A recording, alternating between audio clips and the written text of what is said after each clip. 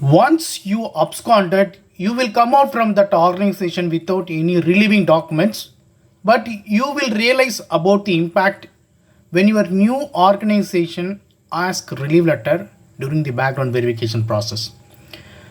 Most of the cases, in absconding cases, they will not provide relief letter.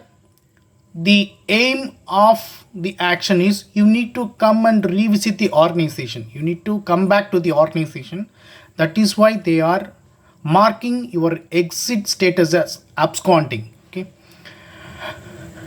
If you face any absconding related problems, usually your previous organization, wherever you absconded, they will not provide any proper relief letter.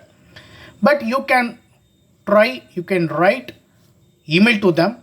I will suggest you how to write email to them to get the proper relief letter effectively. Okay. There are 3 professional steps you need to approach them.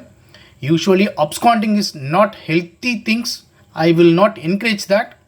But if you absconded, you need to fix the problem, right? Otherwise, lifelong it will hit. Whenever if you approach new company, if you get the offer or during the background verification, definitely it will create big problem. Okay. And I will tell you how to drop email to them. There are 3 professional approach, simple approach, and I will tell you how to formulate the text, how to send email to them, how to request the relief letter. Okay.